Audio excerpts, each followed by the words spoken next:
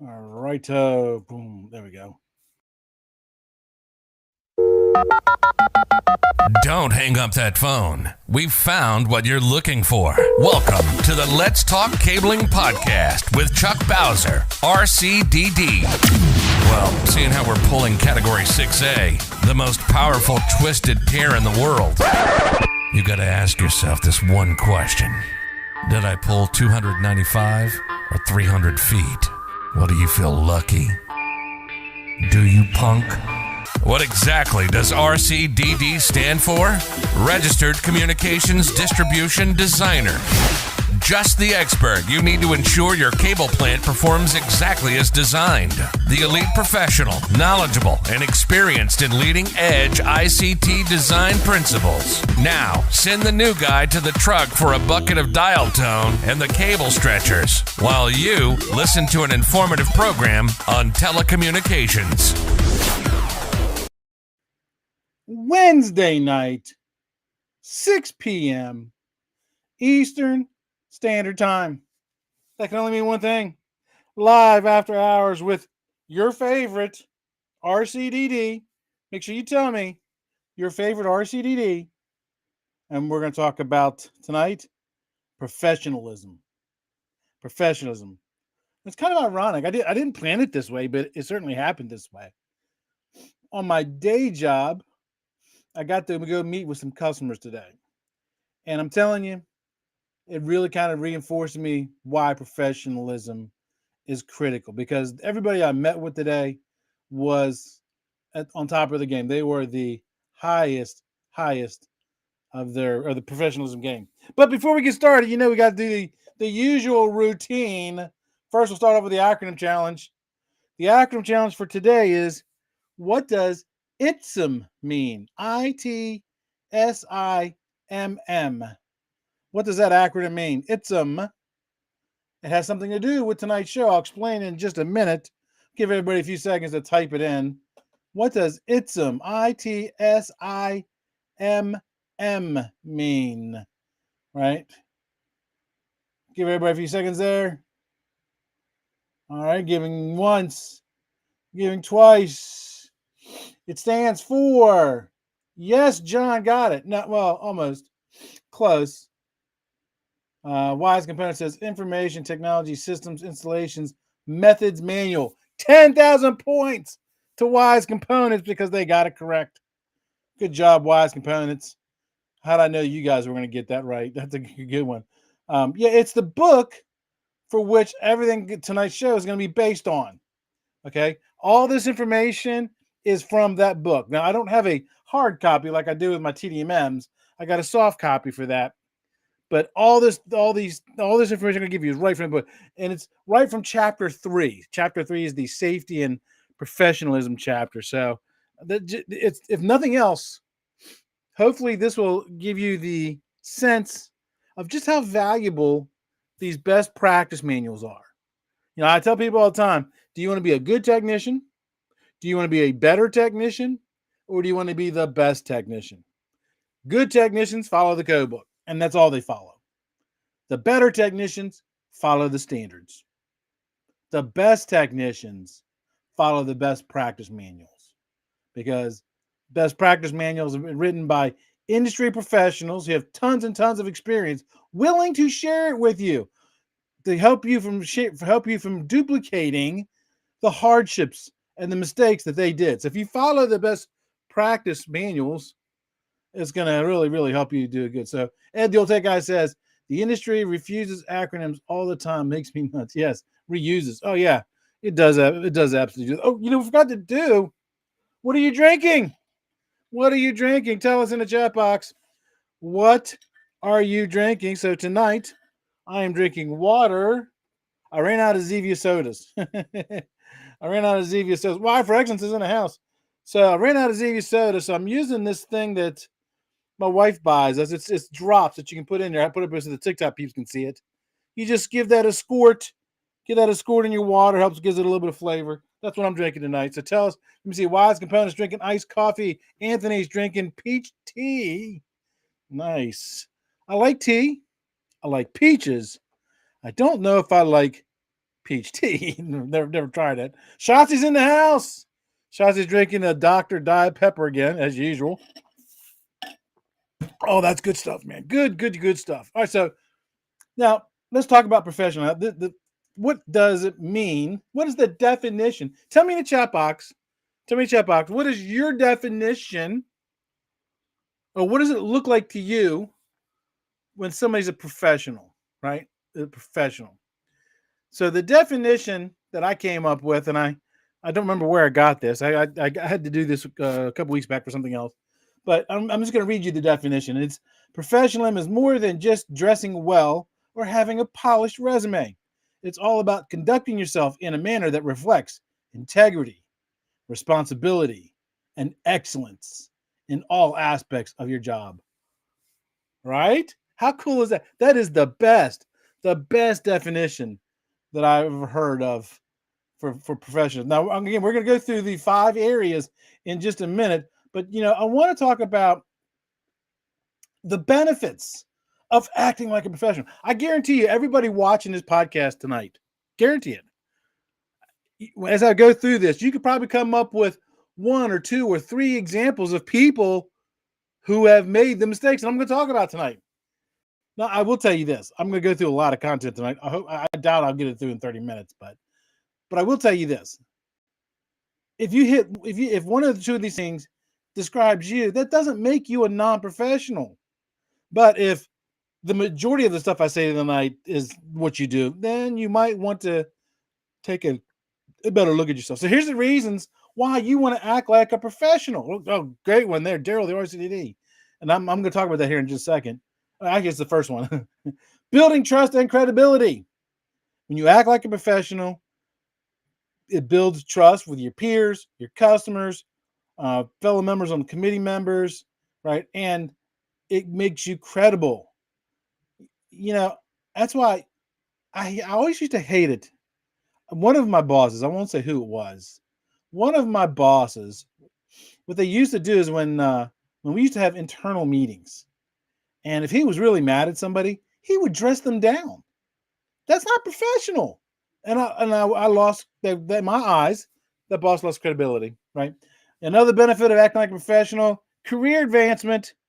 Career advancement is going to open up potential doors for you for new jobs, right? The potential for maybe working with a new customer. It's going to enhance the workplace relationship because it fosters better relationships and a positive work environment.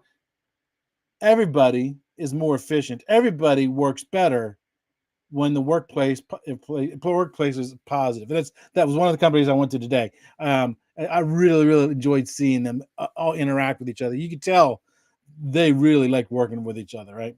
It's going to give you improved customer satisfaction, and it's going to help you for your growth, for your personal growth and your career growth. So there's lots and lots of great advantages as to acting like a professional. So let's talk about this. So tonight's thing, like I said, it's really going to be broken up into 5 sections. So let me put up the banner for the first section. Let me flip over here to design. So the first section we're going to talk about is credentials and the ability to work. Credentials and the ability to work. What does that mean?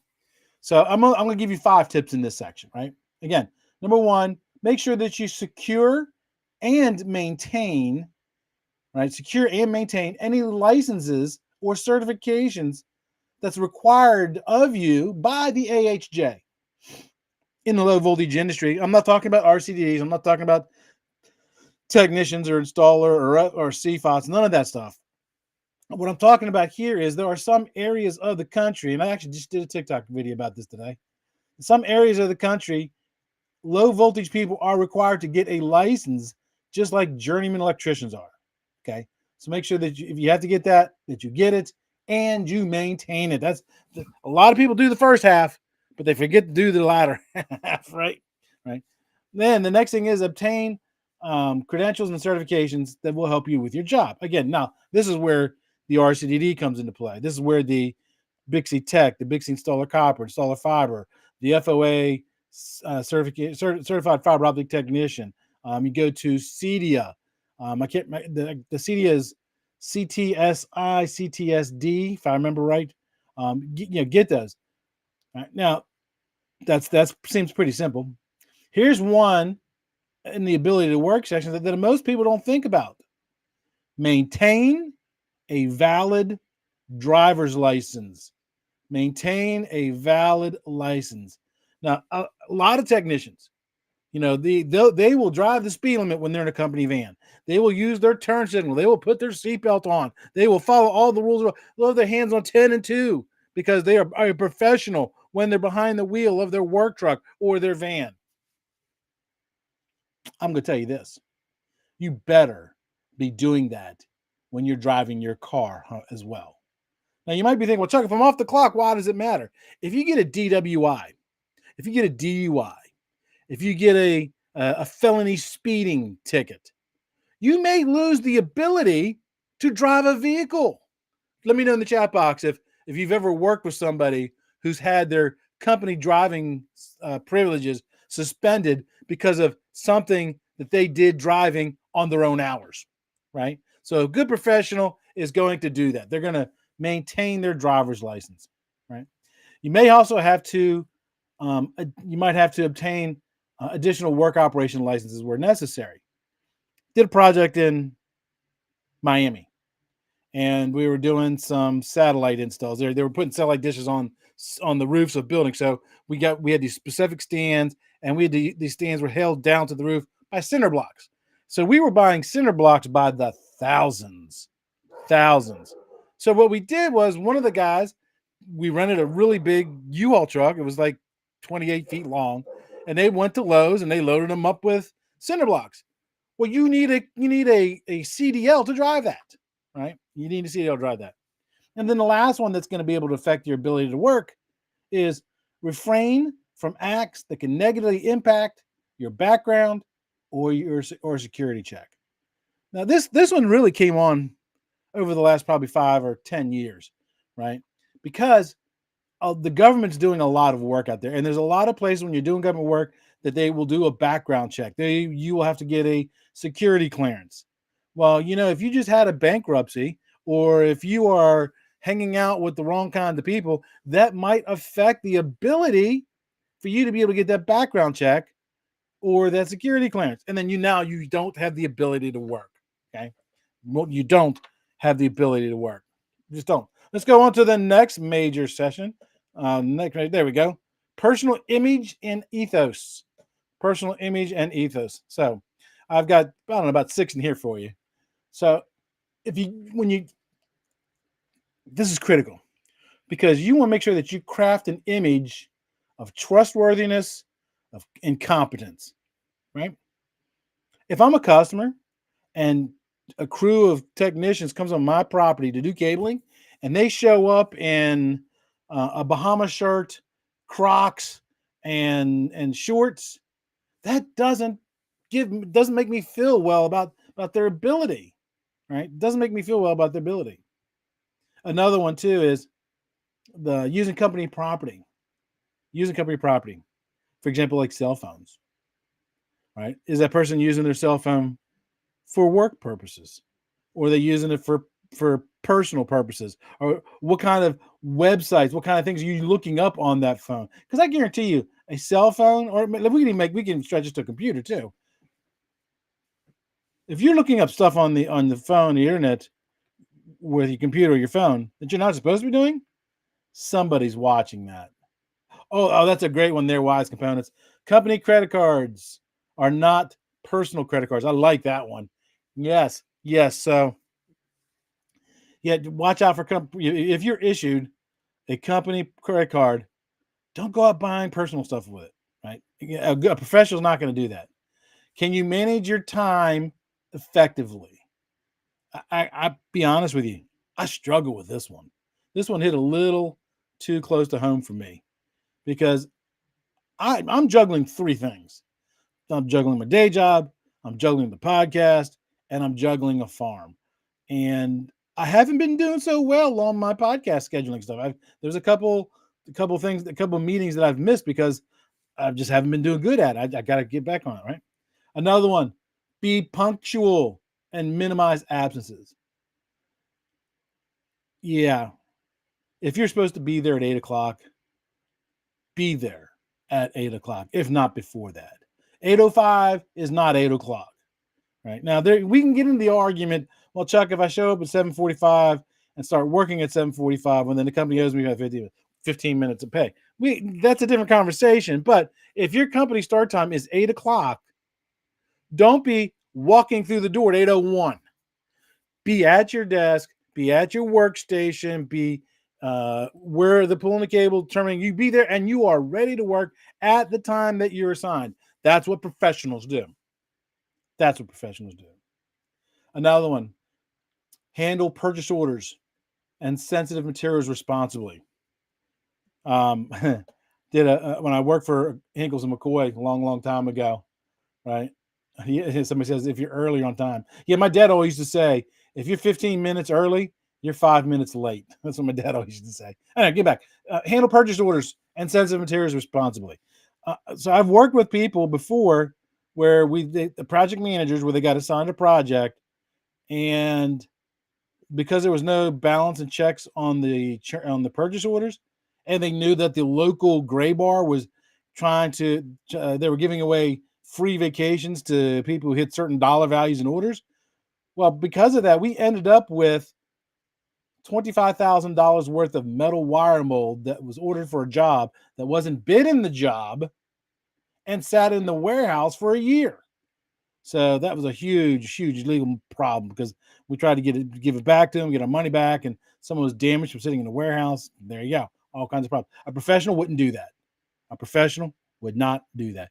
And they would also handle their sensitive materials correctly. Like, again, if you're doing work in for the federal government, right? If you are working in areas where it requires those clearances, mind your P's and Q's. Don't be scanning people's desks. You focus on what you're supposed to be doing. Right. And maintain confidentiality. Actually, this happened to me today. Somebody called me today to ask me about something that happened with somebody else. And it involved a situation that I don't really want to get into. And I just told them that's not my story. Even though I knew what the answer was, I told them that's not my story to tell. If you want to know what happened between those two individuals, you need to go talk to those two individuals. It wasn't my place to tell it. Wasn't my place to tell it. Nope, was not. The next one is interpersonal skills.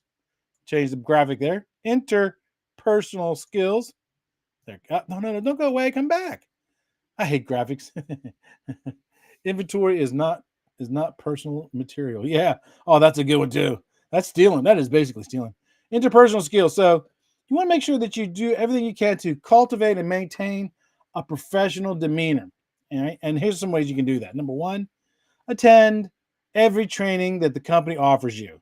The harassment training, the sensitivity training, the diversity training. Even if you disagree with it, even if you disagree with your political values diametrically opposed to it, still attend it. Always attend it with an open mind. Everything I go to, whether I agree with people or not, I go to with an open mind, hoping that I can glean something from that meeting or that discussion that I can take in my life and be better. Even if you disagree with, somebody's opinion. But, maybe you might disagree with me because I got a bald head. And because I have a bald head, you might write me off because, I don't know how to do, gardening because I got a bald head. You might miss out on something. Interpersonal skills, be courteous, right? Be courteous. And here's one. Stay away from using vulgar language. I know it's hard sometimes, especially when you get a couple guys together on a job site. I get it.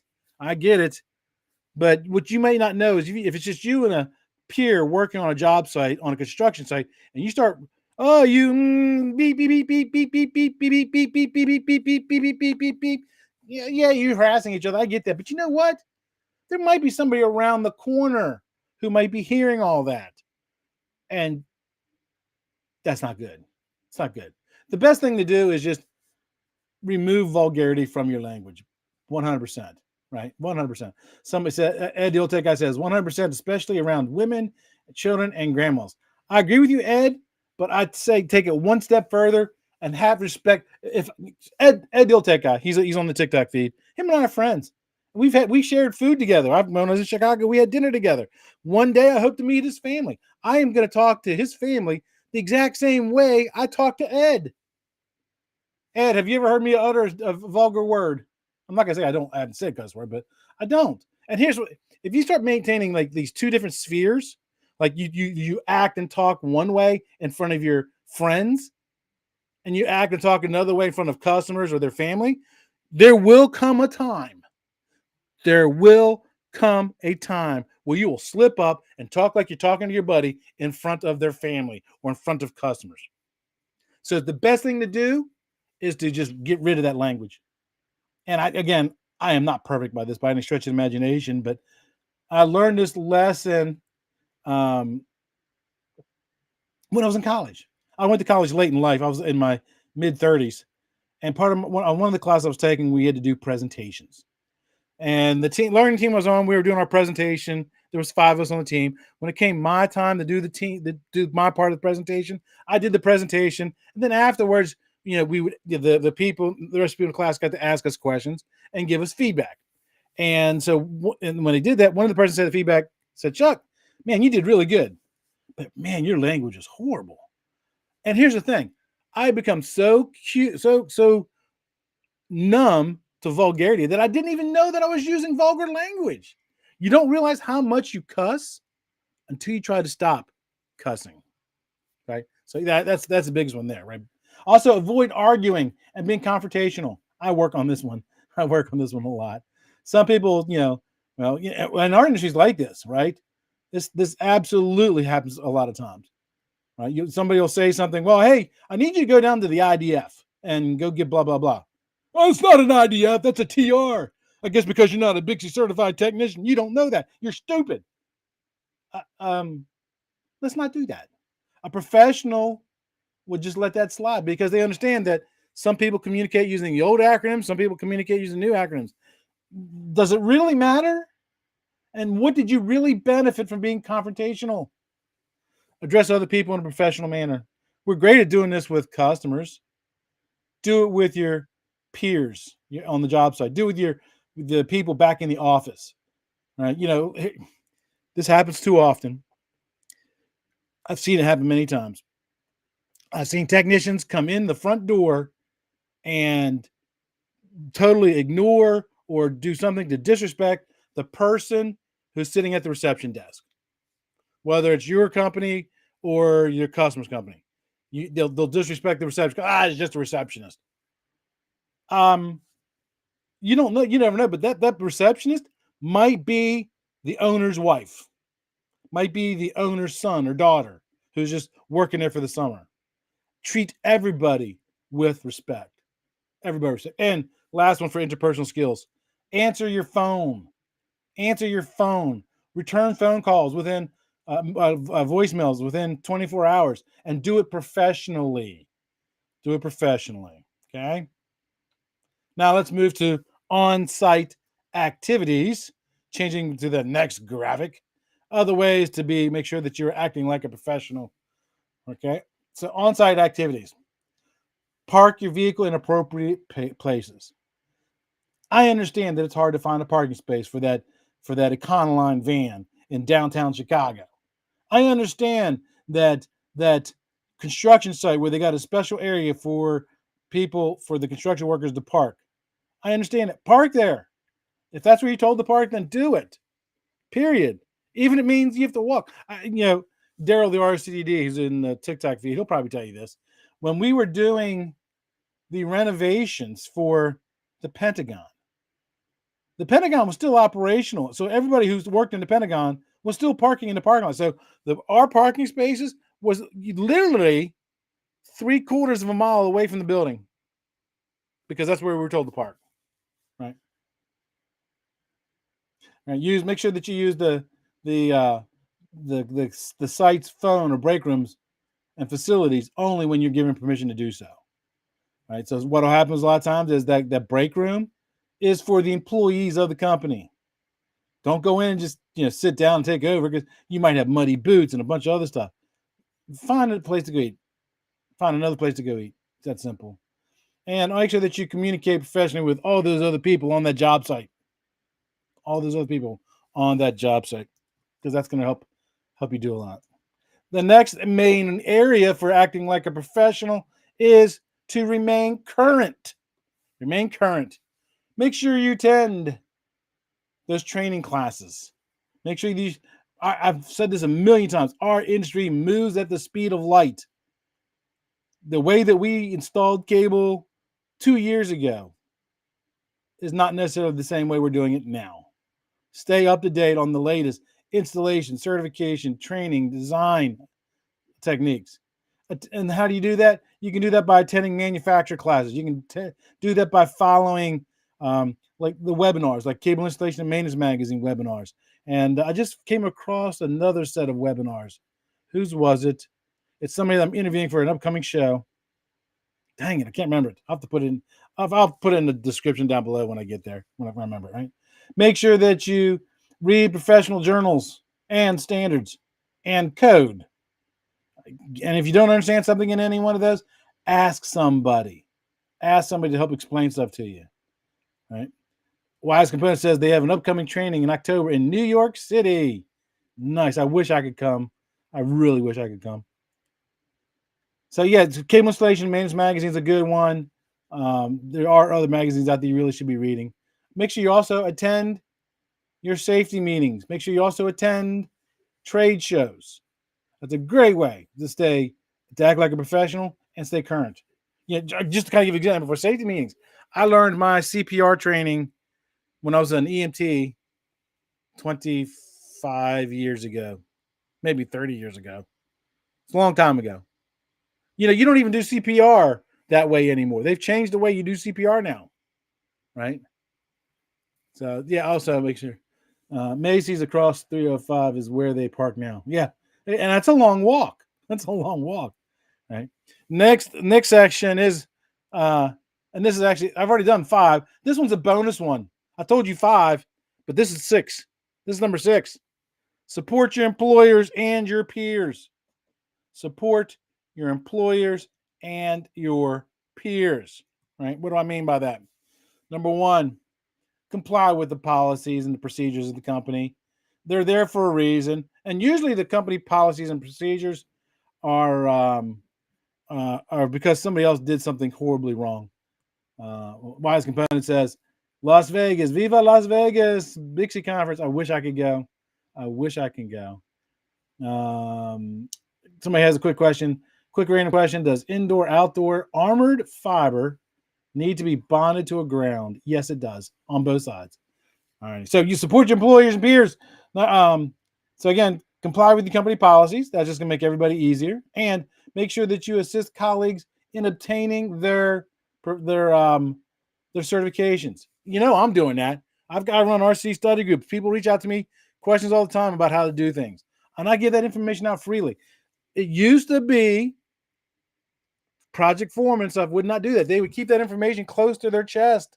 They didn't want to tell you anything because they were afraid if they told you something that you would, you might take their job. Who cares if they take your job? Right? Daryl, the RCD on the TikTok feed says, don't be the reason for the new policy. That's great advice. That is great advice, Daryl. Yeah, exactly. Also, make sure that you report the time spent on your job ethically and accurately. Ethically and accurately. So that means don't fluff your timesheet, right? If you're late from coming back from your lunch, you took a 90-minute lunch instead of a 60-minute lunch, or a 60-minute lunch instead of a 45-minute lunch, put that on your timesheet, right? Do that professionally. Make sure that you use your tools and the materials ethically. I already talked about, that wire mold, and make sure that you use the tool for its correct purpose. Its correct purpose.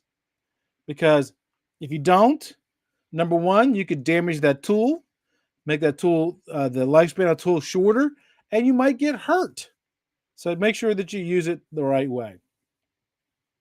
Wise Component says, remember, it is okay to be confident and be your own cheerleader as long as you're not bragging. Oh, absolutely. Absolutely. And Ed Diltake says, make sure you clean your tools. Oh, I heard my dad when I read that one. I did. Now, here's one more last thing.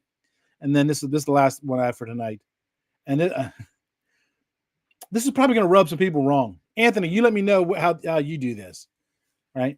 Maintain your company vehicle appearance and operation if you are issued one. All right. If you issued a company vehicle, wash the thing, keep it clean. Don't let an accumulation of candy wrappers get up on the dash.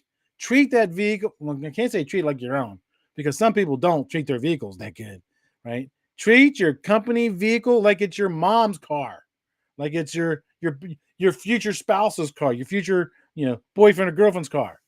Keep it clean and do the walk around in the morning. Walk around and just kind of look at the air tires, make sure there's nothing got damaged. Check the check the oil and stuff like that. And if they have some companies that they let people, their technicians drive trucks, they have their tickets that they got to fill out, like a weekly vehicle inspection sheet, sometimes a daily vehicle inspection sheet. Fill it out. I understand we don't like paperwork. I understand that. But that's to prompt you to do things to keep that vehicle running, because the longer they can keep that vehicle running, the more they can get out of that vehicle. That's going to help that company financially be benefited from that. And then that's going to help you.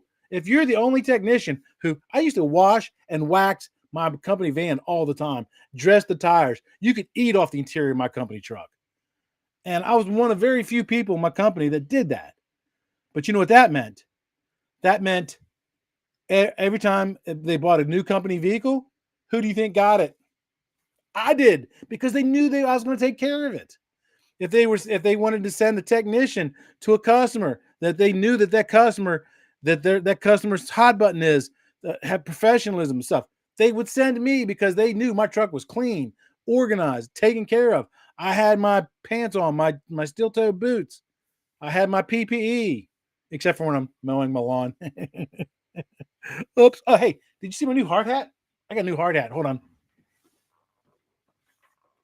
I had to go do a walkthrough on a job site today. Well, I was scheduled to go on a walkthrough on a job site today. And remember a few episodes back, I told you that my hard hat expired. I had to go get a new one. Yeah, here's my new hard hat. Yes. Yep. Very cool, man. Been wanting one of these for a while. All righty. So that was the last tip I had. Let me go ahead and flip this back over and see if anybody had any in the comment section that I missed. Quality, workmanship, and attitude. Absolutely, Shotzi. Absolutely, my friend. So, all righty. So let me see. Anybody have any questions up here before I close out? I really thought I was going to go longer than 30 minutes. Somebody says we have a service that cleans all of our delivery trucks and vehicles weekly. Nice. Well, Wise Components, you're actually in a little bit different scenario because you have big delivery trucks, and I'm assuming you probably don't let those people drive those home. A lot of times technicians are issued, Sprinter vans and stuff like that where they do take them home, and there's not a service that can do that. So I understand that 100%. All righty. So that was the last thing that I have for tonight's live stream. So until next time, remember, knowledge is power. That's it for this episode of today's podcast. We hope you were able to learn something. Make sure to subscribe so you don't miss out on future content. Also, leave a rating so we can help even more people learn about telecommunications. Until next time, be safe.